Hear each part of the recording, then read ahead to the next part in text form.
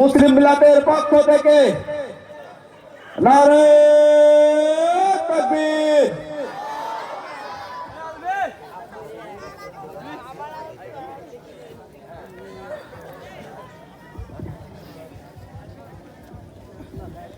আসসালামু আলাইকুম ওয়া রাহমাতুল্লাহি ওয়া বারাকাতুহু।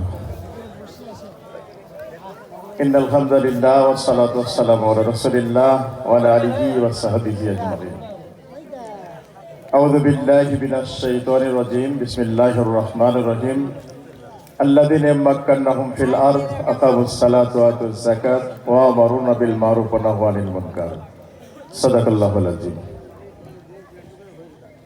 নাঙ্গপাড়া দক্ষিণ পাড়া গোয়ালপাড়া গোরস্থান কর্তৃক আয়োজিত আজকের এই তাফসীরুল কোরআন মাহফিলের সম্মানিত সভাপতি, গোপালপুর আদর্শ মহিলা ডিগ্রি কলেজের সম্মানিত অধ্যক্ষ, শ্রদ্ধাভাজন ব্যক্তিত্ব জনাব বেলাল হোসেন, আরো উপস্থিত আছেন নাঙ্গপাড়া দারুস সুন্নাহ আলিম মাদ্রাসার সম্মানিত অধ্যক্ষ, শ্রদ্ধাভাজন ব্যক্তিত্ব বিশিষ্ট আলেম দ্বীন হযরত মাওলানা মোজাম্মেল হক সহ আমন্ত্রিত মেহমানবৃন্দ, আজকের এই প্রোগ্রামের সম্মানিত প্রধান বক্তা আমার শ্রদ্ধাভাজন বড় ভাই জনাব মাওলানা আব্দুল গাফফার খান সহ আজকের প্রোগ্রামের সম্মানিত দিনদার ইমানদার মুসলিম ভাই ও বোনেরা, আল্লাহ তাআলার দরবারে শুকরিয়া আদায় করছি যে রব্বুল আলামিনের একান্ত মেহেরবানিতে তাফসীরুল কোরআন মাহফিল মুক্ত আকাশের নিচে জমিনের বুকে আল্লাহ তাআলা করার মতো সুযোগ দান করেছেন। পড়ছি আলহামদুলিল্লাহ। দরুদ ও সালাম বিশ্ব মানবতার মুক্তির দূত সাইয়্যিদুল মুরসালিন রাহমাতুল লিল আলামিন মুহাম্মদুর রাসূলুল্লাহ সাল্লাল্লাহু আলাইহি সাল্লামের প্রতি। সম্মানিত ভাইয়ের আমার, আমরা তাফসীর শুনবো সম্মানিত মেহমানের কাছ থেকে। আমি আপনাদের সামনে শুধু জাস্ট দোয়ার জন্য দাঁড়িয়েছি।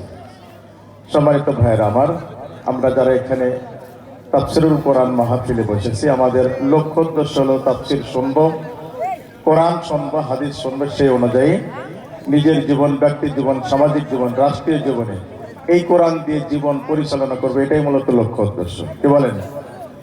সম্মানিত ভাইয়েরা আমার, আমি আমার কথার শুরুতে একটি আয়াতে কারিমা তেলাওয়াত করেছি। আল্লাহ রাব্বুল আলামিন যখন কোনো ব্যক্তিকে, কোনো গোষ্ঠীকে দায়িত্ব দেন, ক্ষমতা দেন, রাষ্ট্রীয় ক্ষমতা দেন, তখন তার দায়িত্ব হলো আকামুস সালাত, রাষ্ট্রীয়ভাবে নামাজের ব্যবস্থা করবে, রাষ্ট্রীয়ভাবে যাকাতের ব্যবস্থা করবে, রাষ্ট্রীয়ভাবে সৎ কাজ করার জন্য, ভালো কাজ করার জন্য ব্যবস্থা করবে, আর অন্যায় কাজ যেগুলো হবে সম্পূর্ণ সেখান থেকে প্রতিরোধ করবে। এটা হলো একজন মুসলিম সরকারের কাজ। সম্মানিত ভাইয়ের আমার, 53 বছরের বাংলাদেশে মুসলমান অধ্যুষিত দেশ, এদেশে ক্ষমতায় যারা এসেছিলেন তারাও তো মুসলিম। কি বলেন? তাই ছিলেন না? তারাও মুসলিম, আমরা যারা এদেশের জনগণ তারাও মুসলিম। কিন্তু আল্লাহ তাআলার ঘোষণা অনুযায়ী মুসলিমরা যখন ক্ষমতায় যাবে, এটা একটা গুণের কাজ করবে। তাহলে বলেন, আপনাদের কাছে, আপনাদের বিবেকের কাছে প্রশ্ন রাখতে চাই যে আমাদের এই 53 বছরের বাংলাদেশে মুসলিমরাই ক্ষমতা এসেছে, আবার এদেশের মুসলমানরাই শাসিত হয়েছে, কিন্তু কোরআন দিয়ে সমাজ পরিচালিত হয় নাই। কি বলেন? হয়েছে?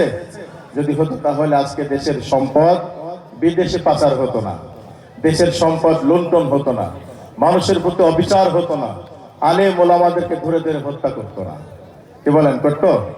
সম্মানিত ভাইয়ের আমার, তাহলে আমাদের এই দেশ, আমাদের সম্পদ আমাদের সংরক্ষণ করতেও হবে আমাদেরকে।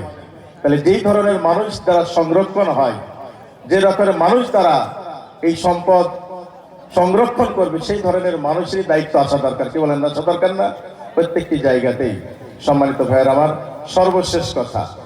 সর্বশেষ কথা হলো যে আমরা মারা যাওয়ার পরে, মারা যখন যায় তখন দল বদলায়, মারা যখন যায় তখন দল বদলায়। আপনাদেরকে আহ্বান রাখতে চাই, জীবিত থাকা অবস্থায় দল বদলায় আমরা।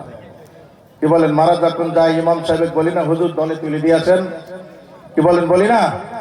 এই দলটা বলা দুনিয়াতেই বলি যে রাসূলের দলে দিলাম, মারার পরে, এই মারা যাওয়ার পরে দল বদলে লাভ হবে না, দল বদলাতে হবে দুনিয়াতে, দুনিয়াতেই আল্লাহ রাসূলের দলে উঠে আসতে আমরা। আপনাদের সকল কাছে আহ্বান রাখি, আসুন আমরা দুনিয়াতে আল্লাহ রাসূলের সুন্নাহ যেখানে আল্লাহর কোরআন যেখানে, ন্যায় যেখানে, ইনসাফ যেখানে, সেখানের সঙ্গে আমরা থাকতে চাই। আল্লাহ রাব্বুল আলামিন তৌফিক দান করুন। তাহলে এটা যদি করতে পারি, তাহলে দেশের সম্পদ দেশে থাকবে, দেশের আইন অনুযায়ী দেশ পরিচালিত হবে, কোনো সম্পদ লুণ্ঠিত হবে না, মানুষের প্রতি অবিচার হবে না, কারণ অধিকার খর্ব হবে না। আমি সকল ভাইদেরকে আহ্বান জানাই, জীবিত থাকা অবস্থায় আল্লাহ রাসূলের দলে যাই, আল্লাহ রাসূলের সঙ্গে যাই, এই আহ্বান রেখে আমি সকলকে ধন্যবাদ জানিয়ে, মোবারকবাদ জানিয়ে, আল্লাহ তাআলার কাছে জাযা কামনা করি এবং আমার জন্য দোয়া আছে। আমি আমার সংক্ষিপ্ত কথা এখানে শেষ করছি। ওয়া আখিরু দাওয়ানা আলহামদুলিল্লাহি রাব্বিল আলামিন। আসসালামু আলাইকুম ওয়া রাহমাতুল্লাহি ওয়া বারাকাতুহু।